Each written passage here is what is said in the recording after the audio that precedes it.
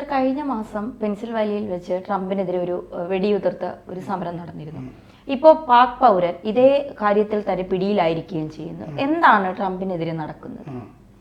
ട്രംപിന് എതിരെ മാത്രമല്ല, ഉന്നതരായ അമേരിക്കൻ ഉദ്യോഗസ്ഥർക്കെതിരെ തന്നെ ഈ വധശ്രമങ്ങൾ നടത്താൻ വാടക കൊലയാളികളെ അന്വേഷിച്ച് നടന്ന ഒരു പാകിസ്ഥാൻകാരനെയാണ് ഇപ്പോൾ പിടികൂടിയിരിക്കുന്നത്.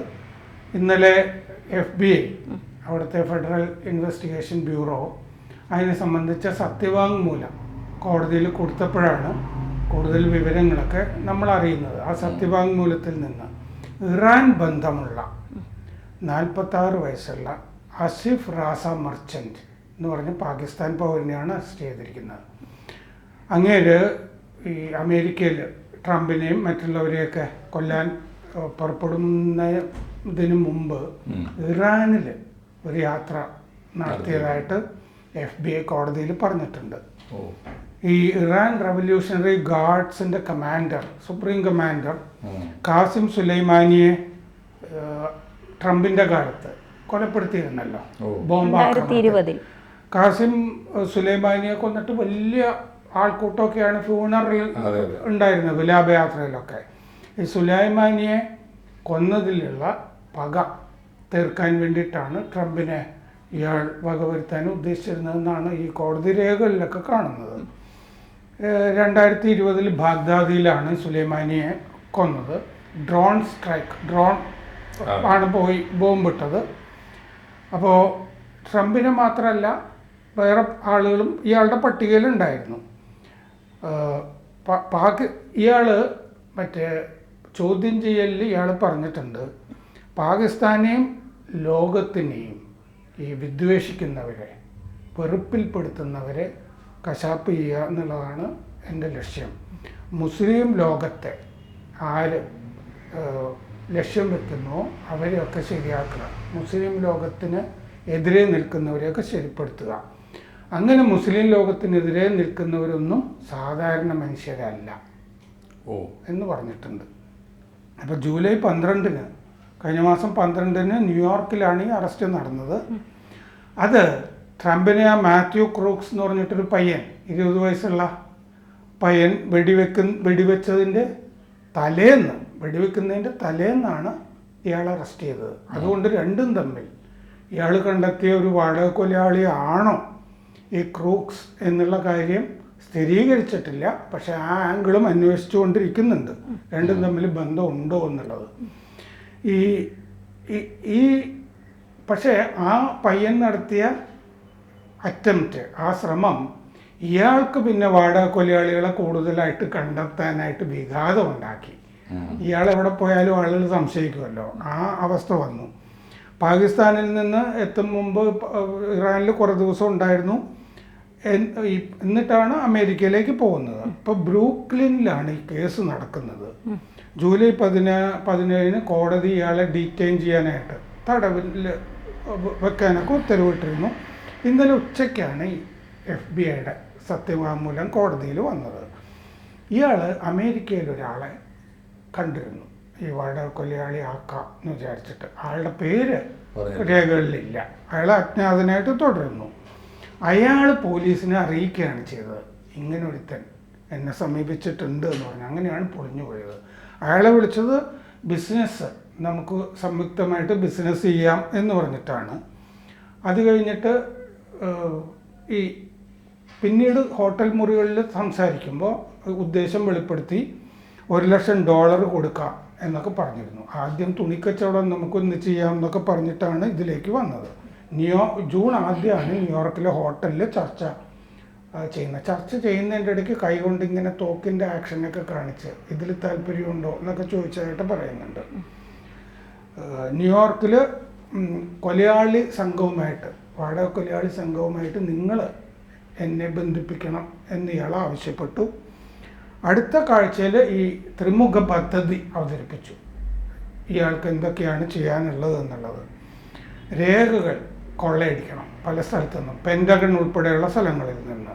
പ്രക്ഷോഭങ്ങൾ സംഘടിപ്പിക്കണം, ഇപ്പോൾ പ്രക്ഷോഭങ്ങളുടെ കാലമാണല്ലോ എല്ലായിടത്തും. കൊലകൾ നടത്തണം. എന്നിട്ട് ഇത് സംസാരിക്കുമ്പോഴൊക്കെ മേശപ്പുറത്ത്, ഹോട്ടലിലെ മേശപ്പുറത്ത് ഈ നാപ്കിന് ചുറ്റും ഒരു നാപ്കിൻ വെച്ചിട്ട് അതിന് ചുറ്റും പല വസ്തുക്കൾ ഇയാൾ ഉരുട്ടിക്കൊണ്ടിരുന്നു എന്നാണ്. പല ആളുകളും ഈ സിനിമയിലൊക്കെ കാണില്ലേ, മാപ്പൊക്കെ നോക്കുന്നതൊക്കെ പോലെ അതുപോലെ കാണിച്ച് കറങ്ങിക്കൊണ്ടിരുന്നു ഇയാൾ. അപ്പോൾ പോലീസിനെ ഇയാൾ അറിയിച്ചു. പോലീസിനെ അറിയിച്ചു കഴിഞ്ഞപ്പോൾ 2 പോലീസുകാരെ, FBI ഏജൻറ്റുമാരെ, ഞങ്ങൾ വാടക കൊലയാളികളാണ്, കൊന്നു തരാൻ ട്രംപിനെ എന്ന് പറഞ്ഞിട്ട് ഇയാളെ സമീപിച്ച് അങ്ങനെയാണ് ഇയാളുടെ അറസ്റ്റ് നടക്കുന്നത്. ഇതാണ് ഇതിൽ വളരെ സ്ട്രേഞ്ചായിട്ട് തോന്നുന്നത്. സ്ട്രേഞ്ച് എന്ന് പറയാനില്ല, ഒരു ഇറാൻ ബന്ധം കൂടി ഇതിൽ കാണുന്നുണ്ട്. അതെങ്ങനെയാണ് സാർ നമുക്ക് കാണേണ്ടത്? ഇറാൻ്റെ ഒരു ബന്ധം ഈ ട്രംപിൻ്റെ ഇപ്പോൾ പാക് പൗരനെ പിടിച്ചിരിക്കുന്നു, ഒരു പ്രതികാര നടപടിയായിട്ടാണ് ഈ പാക് പൗരൻ ഇപ്പോൾ സാറ് പറഞ്ഞതുപോലെ ട്രംപിനെ മാത്രമല്ല പല മുതിർന്ന ഉദ്യോഗസ്ഥരെയും കൊല്ലാനായിട്ടാണ് വാടക കൊലയാളികളെ തേടിയതും അല്ലെങ്കിൽ ഇയാൾ അവിടെ എത്തിയതും. അപ്പോൾ ഇറാൻ്റെ ഒരു ഈ ട്രംപിനോടുള്ള ഒരു പ്രതികാരം അതെങ്ങനെയാണ് കാണാൻ? ഇത് ഇറാൻ മാത്രമാവാൻ സാധ്യതയില്ല. എനിക്കിപ്പോൾ സാറിന്റെ ആ ക്രൈം ത്രില്ലർ, ഒരു സിനിമാറ്റിക് വിഷ്വൽസ്, എനിക്ക് തോന്നുന്നു ഇപ്പോൾ പറഞ്ഞ രംഗങ്ങളൊക്കെ കൂടി ചേർത്ത ഒരു സിനിമയാണ്, ഗംഭീരമായ സിനിമയാവും. മാത്രമല്ല അതിന്റെ വിഷ്വൽസ് വരെ പറഞ്ഞതിലുണ്ട്. അതിമനോഹര നരേഷനാണ് കേട്ടോ. കഥ പറയാൻ ആരെങ്കിലും വിളിച്ചാൽ സാറ് പോകണം. ഇവിടുത്തെ പണി അവസാനിപ്പിച്ചു കഴിഞ്ഞാൽ തിരക്കഥയുണ്ട്, ചെയ്യാൻ പറ്റും സാർ കൃത്യമായിട്ട്. അതെ, സാറ് പറയുമ്പോഴേക്കും ഞങ്ങൾ ആ കൊലയാളി വരുന്നതും ഈ സംസാരിക്കുന്നതും ഈ പ്ലാനിങ് ചെയ്യുന്നതും എല്ലാം ഞങ്ങളൊന്ന് വിഷ്വലൈസ് തോന്നുന്നത്. നമുക്ക് ഇത് കേൾക്കുമ്പോൾ ഒരു ഫിക്ഷനായി തോന്നാമെങ്കിലും ഇത്തരം ഭീകരമായ ഫിക്ഷൻസിന്റെ ഒരു ലോകത്താണ് നമ്മൾ ജീവിക്കുന്നത്. അതുകൊണ്ട് ഇത് ഭരണകൂടങ്ങളാവണമെന്ന് പോലുമില്ല. ഭരണകൂടങ്ങളുടെ താല്പര്യങ്ങൾ നിജപ്പെടുത്തുക, എന്നിട്ട് ശത്രുവിനെ അടയാളപ്പെടുത്തി കൊടുക്കുക. ആ ശത്രുവിനെ വകവരുത്താനുള്ള ഈ എക്സിക്യൂട്ടീവ് ഓപ്പറേഷൻ ഉണ്ടല്ലോ, അത് സ്വയം ഏറ്റെടുക്കുക.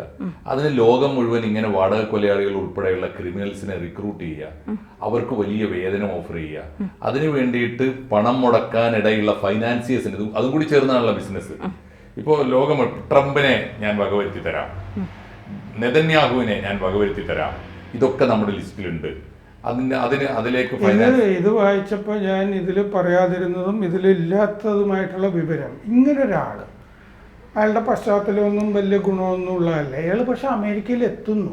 അങ്ങനെയാണെങ്കിൽ അതിനുള്ള രേഖകളൊക്കെ ഉണ്ടാക്കി കൊടുക്കാനായിട്ട് ഒരു ഭരണകൂടം തന്നെ വേണ്ടി വരും. ഉണ്ടാവും തീർച്ചയായിട്ടും. നമ്മുടെ ഭരണകൂടങ്ങൾക്കകത്തൊക്കെ ഇത്തരം എല്ലാ ഭരണകൂടങ്ങളുടെയും, എനിക്ക് തോന്നുന്നത് പവർഫുൾ ആയിട്ടുള്ള എല്ലാ ഭരണകൂടങ്ങളുടെയും ഉപശാലകളിൽ ഇത്തരം കൊലയാളി സംഘങ്ങളുണ്ട്. കൊലയാളികൾ മാത്രമല്ല, അവർ എക്സിക്യൂട്ടീവ്സ്.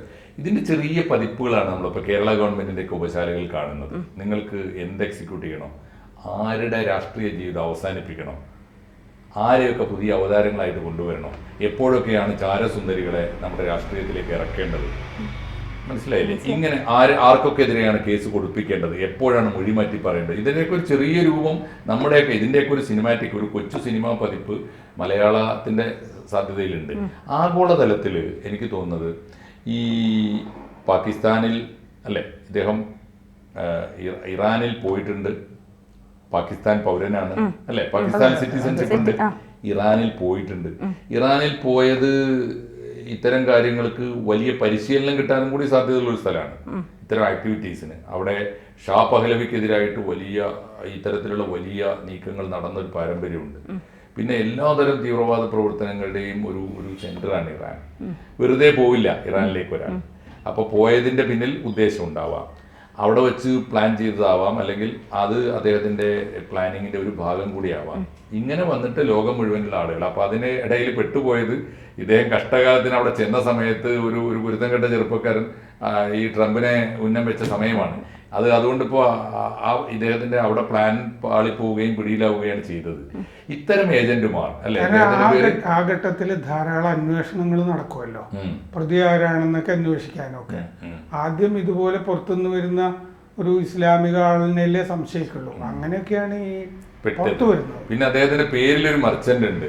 അതിപ്പോ ഇസ്മായിൽ മർച്ചന്റ് പോലെ ഒരു മർച്ചന്റ് ആണത്. പക്ഷേ അത് വളരെ അർത്ഥവത്തായ പ്രയോഗമാണ് ഇത്തരം ഒരു ബിസിനസ്സിന്. ആഗോളതലത്തിൽ ഭീകര പ്രവർത്തനം ഒരു വലിയ ബിസിനസ്സാണ്. അവര് ചെയ്യുന്നത് മരണത്തിന്റെ വ്യാപാരി എന്നുള്ള അർത്ഥത്തിലാണോ പറഞ്ഞത്?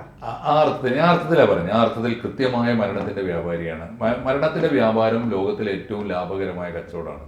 രണ്ട് തരത്തിലാണ്. ഇപ്പൊ ഞാൻ ബിൻ ലാദന്റെ ചരിത്രം സൂക്ഷ്മമായിട്ട് നോക്കുമ്പോൾ ഞാൻ എപ്പോഴും ആവർത്തിക്കുന്നതുകൊണ്ട് ഞാൻ എപ്പോഴും പറയാൻ ആഗ്രഹിക്കുന്ന ഒരു കാര്യത, ഒരു കപ്പലും വെറുതെ പോയിട്ടില്ല.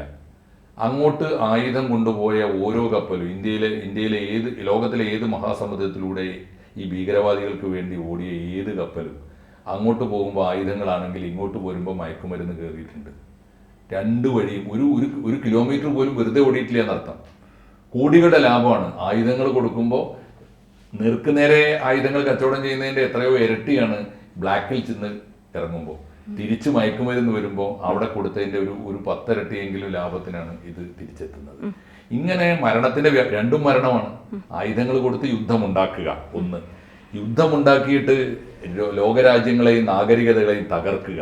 എന്നിട്ട് അവിടുത്തെ കൺസ്ട്രക്ഷൻ ഇവർ വൈറ്റായിട്ട് വരും. അപ്പോൾ നല്ല കുപ്പായമിട്ട് പകൽ വെളിച്ചത്തിൽ വന്നിട്ട് കൺസ്ട്രക്ഷൻ കമ്പനിയുടെ കരാറെടുക്കും. ഇരുട്ടത്ത് പോയിട്ട് ആയുധ കമ്പനിയും അതിൻ്റെ കള്ളക്കടത്തും നടത്തും. അതേ ഇരുട്ടത്ത് തന്നെ മയക്കുമരുന്നിൻ്റെ വ്യാപാരവും നടത്തും. ഇത്തരത്തിലുള്ള വ്യാപാരികൾ അസാധ്യമാണെന്ന് എനിക്ക് തോന്നിയിട്ടില്ല. മാത്രമല്ല വളരെ സുസാധ്യമാണെന്നും ഇന്നത്തെ ലോകത്ത് സാധാരണമാണെന്നും എനിക്ക് തോന്നുന്നുണ്ട്. അതിൻ്റെ ഒരു ഒടുവിലത്തെ ഉദാഹരണമായിട്ട് വേണം ഈ മർച്ചൻറ്റിനെ നമുക്ക് കാണാൻ. അതൊരു വെറും മർച്ചൻ്റ് അല്ല. ലോകത്തിലാകെ മരണം വിതക്കുന്ന, ഏതു നേരത്തും ഏതു നാട്ടിലും കലാപം ഉണ്ടാക്കാൻ സാധ്യതയുള്ള, ഏത് തെരുവിലും എപ്പോഴും പൊട്ടിത്തെറിക്കാവുന്ന ഒരു വലിയ മരണദൂതൻ്റെ, മരണക്കച്ചവടക്കാരൻ്റെ പേരാണ് ഈ മർച്ചൻ്റ്. എന്ത് മർച്ചൻ്റാണ്? ആസിഫ് റസ മർച്ചൻ്റ്. ചെറിയ കച്ചവടമല്ല. എനിക്ക് തോന്നുന്നത് ഇറാനിൽ പോയി എന്നുള്ളത് അത്ഭുതമൊന്നുമില്ല. ഇറാനിൽ ആദ്യം പോകാനിടയുള്ള, ഇത്തരക്കാർ ആദ്യം പോകാനിടയുള്ള ഒരു സ്ഥലമാണ് ഇറാൻ. ഇപ്പോൾ ഒരു ആസിഫ് റസ മർച്ചന്റ് പിടിയിലായി എന്ന് കരുതി ഇറാന്റെ ഒരു ഭരണകൂടം കൂടി തീരുമാനിച്ചുകൊണ്ടുള്ള ഒരു കാര്യമാണെങ്കിൽ ഈ ഒരു ഇത്തരമൊരു തീരുമാനം നടപ്പിലാക്കാതിരിക്കാൻ സാധ്യതയുണ്ടോ? ഈ പുതിയ ഒരാളിനെ അവർ ഇത് ഏൽപ്പിക്കില്ല എന്ന് നമുക്ക് വിശ്വസിക്കാൻ കഴിയില്ല. ഈ മർച്ചന്റ് എന്ന് പറഞ്ഞു കഴിഞ്ഞാൽ 1000 പേരിൽ ഒരാൾ മാത്രമാണ്. കാരണം കാശ് കൊടുത്തു കഴിഞ്ഞാൽ ഇത്തരം കാര്യങ്ങൾ ചെയ്യാനായിട്ട് ധാരാളം ആളുകളെ കിട്ടുകയും ചെയ്യും. വേറൊരു കാര്യം കൂടി അതിന്റെ കൂട്ടത്തിലോ, ഇറാനിൽ പോയി എന്നതുകൊണ്ട് ഇത് ഇറാൻ ഭരണകൂടത്തിന്റെ ഏജന്റാണെന്ന് വിചാരിക്കേണ്ടതില്ല. ലോകത്ത് ഒട്ടുമിക്ക, പ്രത്യേകിച്ച് മുസ്ലിം സമ്പന്ന രാജ്യങ്ങളിലൊക്കെ, അത് ഏത് തരത്തിലുള്ള സമ്പത്തായാലും മുസ്ലിം സമ്പന്ന രാജ്യങ്ങളിലൊക്കെ കോടീശ്വരന്മാരുടെ ഒരു സമാന്തര ഭരണകൂടമുണ്ട്. അവരാണ് തീവ്രവാദികളെ ഐഡന്റിഫൈ ചെയ്യുന്നതും ട്രേസ് ഔട്ട് ചെയ്യുന്നതും തീവ്രവാദികളെ വകവരുത്താൻ തീരുമാനിക്കുന്നതും വകവരുത്താനുള്ള പ്ലാൻ ഉണ്ടാക്കുന്നതും അതിന് ഫൈനാൻസ് ചെയ്യുന്നതും അവരാണ്. അതുകൊണ്ട് ഇപ്പോൾ ഇറാനിൽ പോയി എന്നതുകൊണ്ട് എനിക്ക് തോന്നുന്നില്ല പുതിയ ഇറാൻ ഏറ്റവും പുതിയ ഇറാൻ അങ്ങനെ ട്രംപിനെ കൊല്ലാനുള്ള ഒരു പദ്ധതിയൊന്നും ഔദ്യോഗികമായി അറിഞ്ഞുകൊണ്ട് ചെയ്യാനിടയില്ല. പക്ഷെ ഇറാനിൽ അത് ചെയ്യാൻ ആളുകളുണ്ട്. ഇറാനിൽ അത് ഫൈനാൻസ് ചെയ്യാൻ ആളുകളുണ്ട്. Saudi Arabian Mohammed bin Salman നടത്തുന്ന ഒരു ഭരണകൂടം ഇന്ന് ലോകത്തിലെ ഒരു ഭരണകൂടത്തിന്റെ തലവനെയും കൊല്ലാൻ പോകില്ല, എത്ര ശത്രുവാണെങ്കിൽ പോലും. പക്ഷേ മുഹമ്മദ് ബിൻ സൽമാനെ പോലും വാങ്ങാൻ ശേഷിയുള്ള കോടീശ്വരന്മാർ സൗദി അറേബ്യയിലുണ്ട്. അവർ ഫൈനാൻസ് ചെയ്യും. അവരാണ് ബിൻ ലാദനെ വളർത്തിയത്. അവരാണ് ഇപ്പോഴും അവരുടെ കച്ചവടത്തിന് ട്രംപ് പറ്റില്ല. തീർച്ചയായിട്ടും അതാണ് ഇതിൽ തിരിച്ചറിയേണ്ട ഒരു കാര്യം. എന്തായാലും ചെറിയ സൂചനയല്ല ഇത്, വലിയ ഒരു ആപൽ സൂചനയാണ് ഈ മർച്ചന്റ്. ഇത്തരക്കാർ വന്നുകൂടായിക ഇല്ല എന്നില്ല. ഇല്ല, അത്തരക്കാർ എപ്പോഴും വാഴുന്നുണ്ട് ലോകത്ത്. അവരുടെ കയ്യിലാണ്. ഇപ്പോൾ നമ്മൾ നേരത്തെ ഡൊണാൾഡ് ലൂ എന്ന് പറയുന്ന ഒരാൾ, അയാൾ സാമ്രാജ്യത്വത്തിൻ്റെ നേരിട്ടുള്ള ഏജന്റ് ആണെങ്കിൽ ഇത് ലോകത്തിലെ ഭീകരതയുടെ നേരിട്ടുള്ള ഏജന്റ് ആയിരിക്കാനാണ് സാധ്യത. ആ ഏജൻസി പണി തുടർന്നുകൊണ്ടിരിക്കുന്നുണ്ട്. അത് അത്ര എളുപ്പമല്ല അവസാനിപ്പിക്കാൻ. അത് കൂടി വരാനാണ് സാധ്യത. തീർച്ചയായിട്ടും ഈ ഒരു വിഷയവുമായി ബന്ധപ്പെട്ട് കൂടുതൽ ചർച്ചകളുടെ ആവശ്യകത ഉണ്ട് എന്ന് തോന്നുന്നു. രാമേന്ദ്രൻ സാർ ഉള്ള കാലത്തോളം വേണ്ടി വരും. രാമേന്ദ്രൻ സാർ ഇതൊക്കെ തേടി പിടിച്ച് അത്യഗാധമായ ഘ്രാണശേഷിയുള്ള അല്ല, സാറിനോടൊപ്പം ആദ്യമായിട്ടാണ് ഇരിക്കുന്നത്. പക്ഷേ നമ്മളൊരു ഒരുപാട് വിവരങ്ങൾ മലയാളത്തോട് പറഞ്ഞ അദ്ദേഹമാണ്. അദ്ദേഹം ഡിസ്ക്ലോസ് ചെയ്ത ന്യൂസുകളൊന്നും പിന്നീട് മുഖ്യധാരാ മാധ്യമങ്ങൾ എൻഡോസ് ചെയ്ത് ഏറ്റെടുത്ത് ആഘോഷിക്കുകയല്ലാതെ, ഞങ്ങളാണ് ഇതിന്റെ ആളുകൾ എന്നൊക്കെ പറഞ്ഞ് ഏറ്റെടുക്കുകയല്ലാതെ ഇതാരും നിഷേധിച്ചിട്ടില്ല. അതുകൊണ്ട് ഞാൻ അദ്ദേഹത്തെ ഡിപ്പെൻഡ് ചെയ്യുന്നത് അതുകൊണ്ടാണ്. അദ്ദേഹം പറഞ്ഞാൽ അത് സോഴ്സ് വളരെ കൃത്യമായിരിക്കും, റിലയബിൾ ആയിരിക്കും. അദ്ദേഹം തന്നെ അത് ക്രോസ് ചെക്ക് ചെയ്തിട്ടാണ് പറയുക. അതുകൊണ്ട് ഈ പത്രപ്രവർത്തകരുടെ ജനുസിൽ മലയാളത്തിന് വലിയ ചോർച്ച വന്നിട്ടുണ്ട്, പ്രതിഭാദാരിദ്ര്യം ഉണ്ടായിട്ടുണ്ട്. ഇപ്പോൾ രാമേന്ദ്രൻ സാറിനെ പോലുള്ളവരുടെ ഒരു സാന്നിധ്യം മലയാളത്തിന് ഇപ്പോഴും പത്രപ്രവർത്തകർക്ക് വിദൂരമായി നിന്നെങ്കിലും ചിലത് കാണാനും പഠിക്കാനും തീർച്ചയായിട്ടും അങ്ങനെ ഒരു അവസരം കിട്ടിയ അതിന് ഈ സമയത്തോട് ഞാൻ വളരെ മാതൃകയാണെന്ന് ഞാൻ വിചാരിക്കുന്നത്. കടപ്പെട്ടിരിക്കുന്നു. അദ്ദേഹം വലിയ വലിയ മാതൃകയാണ് മലയാളത്തിലെ ജേർണലിസ്റ്റുകൾ. അദ്ദേഹത്തിൻ്റെ ഇപ്പോഴും ആ കാര്യങ്ങൾ മനസ്സിലാക്കിക്കൊണ്ട് കൃത്യമായി അത് ഒരു ഭാഗത്ത് പോലും തെറ്റി വരാനോ ഒരു സംശയമോ വരാൻ പാടില്ല എന്നുള്ള അദ്ദേഹത്തിന്റെ രീതി. അതാണ് ജേർണലിസ്റ്റിന്റെ പണി. നുണ പറഞ്ഞാൽ നിൽക്കാൻ പറ്റില്ല, സത്യം പറഞ്ഞാൽ എന്നും പറയാൻ പറ്റും. അതാണ് അതിന്റെ പ്രത്യേകത. തീർച്ചയായിട്ടും ഇനി ട്രംപിനെ തേടി അടുത്ത വാടക കൊലയാളികൾ വരുന്നത് വരെ ചർച്ച നമുക്ക് എങ്കിലുമൊക്കെ ഈ രാമൻ സാറിന്റെ റെറ്റീനയിൽ വന്ന് വീഴും. ഓക്കെ, സന്തോഷം സാർ, പ്രത്യേകിച്ച് നന്ദി പറയുന്നു ഈ വാർത്ത ഡിസ്ക്ലോസ് ചെയ്തത്. കൂടുതൽ വാർത്തകളും വിശേഷങ്ങളും നിങ്ങളിലേക്ക് എത്താൻ ABC മലയാളം സബ്സ്ക്രൈബ് ചെയ്യുക, ബെൽ ബട്ടണും അമർത്തുക.